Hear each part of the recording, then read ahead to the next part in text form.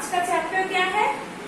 Soil. ठीक है, तो सॉइल फिजिकल ज्योग्राफी में बहुत इंपॉर्टेंट है सॉइल, क्योंकि सॉइल पर ही क्या होता है, हम लोगों का जितना भी एक्टिविटीज है सारा सॉइल पर है। हम लोग रहते मिट्टी पर है, हम लोग जो भोजन खाते हैं पौधा कहाँ उगता है? सॉइल पर उगता है। ठीक है, ऐसे बोलचाल की भाषा में हम लोग सब जानते हैं कि सॉइल क्या है? मिट्टी का जो ऊपरी भाग है, जो हमारी पृथ्वी का जो ऊपरी एकदम ऊपर वाला जो लेयर है, जो लूज लेयर है, उसको हम लोग सॉइल कहते हैं। ठीक है, और वो क्या है? बहुत पतली परत है। ठीक है, तो सॉइल शब्द जो है वो जो सॉइल है शब्द, वो आपका आया है लैटिन वर्ड सोलम। ठीक है, सोलम देखिए मैंने बोर्ड पर लिखा है solum. Solum is a Latin word which means soil. ठीक है, और कुछ डेफिनेशंस है, ऐसे तो तुम लोग जानते हो कि soil is the loose covering of the earth crust. Loose covering of the earth crust which is formed from the rocks due to various types of physical, chemical और बायोलॉजिकल प्रोसेसेस। ठीक है, और माने सॉइल क्या है? मिट्टी क्या है? भूतल की वो पतली माने परत है जिसका निर्माण चट्टानों के टूटने फूटने से हुई है। और चट्टानों का टूटना फूटना किस कारण से? वो मैकेनिकल माने फिजिकल, भौतिक कारण से टूट फूट सकता है, रासायनिक कारण से या बायोलॉजिकल कारण, जैविक कारण से भी हो सकता है। ठीक है, लेकिन ये दिमाग में बैठा लेना चाहिए कि सॉइल का जो फॉर्मेशन है वो बहुत स्लो फॉर्मेशन माने टाइम टेकिंग है। एक मिट्टी का एक दाना बनने में 5000 साल लग जाते हैं। माने हम लोग को लग रहा है ऐसे सुनने में कि ऐसे टूटा फूटा मिट्टी बन गया, ऐसी बात नहीं है। टूटने फूटने में भी ये process is very time taking, बहुत समय लगता है। ठीक है, अच्छा नेक्स्ट टॉपिक जो है इसमें सॉइल में क्या है, आपके किताब में बहुत सारी ना परिभाषा दी हुई है, तो माने ज्योग्राफर्स की परिभाषा कोई, हाँ अलग अलग किताब में अलग अलग परिभाषा दी हुई है। कोई एक परिभाषा जो आपको आसान लगे आप लोग पढ़ के रख सकते हैं। ठीक है, जनरली लॉन्ग क्वेश्चंस ऐसा पूछा नहीं जाता है, सॉइल को डिफाइन करने के लिए भी नहीं पूछा जाएगा, क्योंकि ये क्लास 12 का क्वेश्चन इस स्टैंडर्ड का नहीं होता है कि व्हाट इज सॉइल लिखो, ऐसा क्वेश्चन नहीं हो सकता है। फिर भी आपको जान के रखना चाहिए, क्योंकि सिर्फ एग्जाम पास करने के लिए तो पढ़ा नहीं जाता है ना।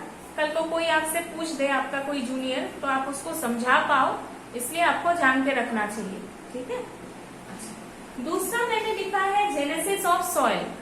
जेनेसिस ऑफ सॉइल, जेनेसिस माने होता है जन्म। ठीक है, तो मिट्टी का जन्म कैसे होता है? तो जेनेसिस ऑफ सॉइल का मेन कारण है वेदरिंग, हाँ अपक्षय, चट्टानों के टूटने फूटने से। जो बताई चट्टानों का टूटना फूटना कैसे, जो कारण बार बार बता रही हूँ, किस तरह से अपक्षय होता है वो कारण। ठीक है, अच्छा अब जो चट्टान टूटते फूटते हैं इसमें दो स्टेजेस है, एक है प्राइमरी स्टेज ऑफ वेदरिंग और दूसरा है final stage of final soil formation. Primary stage में देखो मैंने लिखा है रिगोलिथ। What is regolith? ये क्वेश्चन आ सकता है, व्हाट इज रिगोलिथ? रिगोलिथ को हिंदी में हम लोग कह सकते हैं जनक चट्टान, पेरेंट रॉक। जनक माने पिताजी, पेरेंट। ठीक है, तो जिन चट्टानों से मिट्टी का निर्माण होता है उनको हम लोग कहते हैं रिगोलिथ। मान लो कोई एरिया है जहाँ पे आयरन ओर वाले चट्टान मिलते हैं, लौह अयस्क पाया जाता है, माने उन चट्टानों में लोहे की मात्रा बहुत ज्यादा है। तो क्या होगी, लोहे की मात्रा वाले चट्टान कैसे होते हैं? जनरली लाल लाल रंग के होते हैं। ठीक है, तो वो चट्टान जब टूटेंगे फूटेंगे तो वहां की मिट्टी में क्या होगी? मिट्टी लाल रंग की होगी। तुम लोग सुने हो ना रांगा माटी, हम लोग कहते हैं रांगा माटी। तो रांगा माटी, रांगा मीन्स रेड, माटी माने सॉइल। तो रेड सॉइल होता क्यों है? Because it has particles of iron. Okay, yellow क्यों होता है? Because it has particles of aluminium oxide. तो मिट्टी का टेक्सचर बोलो, कलर बोलो, मिट्टी का क्वालिटीज बोलो, वो उसके पेरेंट रॉक से आता है। Next is final soil formation stage. पहले तो चट्टान बड़े बड़े टुकड़े में टूटे, ठीक है, टूट के रेगोलिथ बने, फिर वो छोटे छोटे टुकड़े में जब टूटते हैं तो वो क्या होता है, फाइनल स्टेज होता है सॉइल फॉर्मेशन। अब जो है कि फैक्टर्स ऑफ सॉइल फॉर्मेशन, कौन कौन से फैक्टर्स, कौन कौन से कारक मिट्टी की उत्पत्ति के लिए दायी होते हैं, कौन कौन से कारक जिम्मेदार होते हैं सॉइल फॉर्मेशन में, मिट्टी के जन्म में। तो सबसे पहला है कि पेरेंट रॉक, हमारा जनक चट्टान कैसा है, ठीक है, उस पर डिपेंड करता है मिट्टी कैसी होगी। अब चट्टान मान लो कि बहुत हार्ड है, एकदम दाड़ा सिंह टाइप का, टूटता ही नहीं है, तो वहां पे मिट्टी को बनने में बहुत टाइम लगेगा, जल्दी टूटेगा फूटेगा नहीं। अगर मान लो वो सेडिमेंट्री चट्टान है, हमारा जनक चट्टान क्या है, सेडिमेंट्री है, परतदार चट्टान है, तो वो सॉफ्ट होता है, ठीक है, वो जल्दी टूट फूट जाता है, तो वहां पर मिट्टी का निर्माण जल्दी होगा, ठीक है। तो पेरेंट रॉक पर डिपेंड करता है। फिर क्लाइमेट, क्लाइमेट एक बहुत बड़ा फैक्टर है। तुम लोग हमेशा देखे हो कि भूगोल में क्लाइमेट एक बहुत बड़ा रोल प्ले करता है, ठीक है, क्योंकि अगर क्लाइमेट जैसे हॉट ह्यूमिड क्लाइमेट में क्या होता है, हॉट ह्यूमिड क्लाइमेट में वेदरिंग ज्यादा होता है, क्योंकि टेम्परेचर एंड आर्द्रता, ह्यूमिडिटी, वाटर दोनों ही मौजूद रहता है, ठीक है। तो क्षय होने में, कोई भी तरह का क्षय, जैसे कि में फिजिकल वेदरिंग भी अगर हो, अगर भौतिक अपक्षय भी हो, तुम लोग जानते हो तापमान बढ़ने से क्या होता है, चट्टान फैलता है, फिर तापमान घटता है तो सिकुड़ता है, इन सब कारणों से क्या होता है, चट्टान टूटता है। पानी भी क्या करता है, चट्टानों के छिद्र में, रंध्र में घुस जाता है और चट्टान को कमजोर बनाता है। तो इस तरह से क्लाइमेट भी जिम्मेदार होता है। प्लांट्स एंड एनिमल्स आगे के क्लासेस में पढ़ चुके हो, इसके पहले वाले चैप्टर में भी हम लोगों ने डिस्कस किया है कि किस तरह से एनिमल्स प्लांट्स के जड़ मिट्टी में जाते हैं, चट्टान को तोड़ते हैं, ठीक है। तुम लोगों ने देखा होगा कि घरों के दीवारों पर, पुराने जो घर होते हैं उसमें पीपल के पेड़ उगाते हैं, और वो जो है एकदम कैसे धीरे धीरे धीरे धीरे ईंट सीमेंट को भी तोड़ देता है। तो अगर उसको तोड़ सकता है तो चट्टान को भी वो धीरे धीरे धीरे धीरे तोड़ सकता है, ठीक है।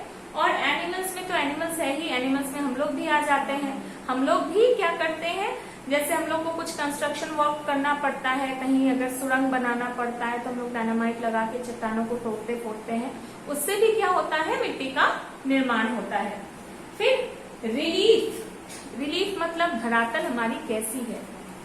अगर धरातल हमारी स्लोपिंग है, ढाल है, तो उसमें क्या होगा, सॉइल का निर्माण ज्यादा होगा कम होगा, अगर ढाल है तो कम होगा, क्योंकि जो भी चट्टान टूटेगा फूटेगा वो लुढ़क कर नीचे चला जाएगा, ठीक है। और the most important one passive factor is time, समय। हम जितना समय देंगे सॉइल का फॉर्मेशन उतना ही अच्छा से होगा, जैसे प्रोफाइल डेवलपमेंट उतना ही अच्छा से होगा।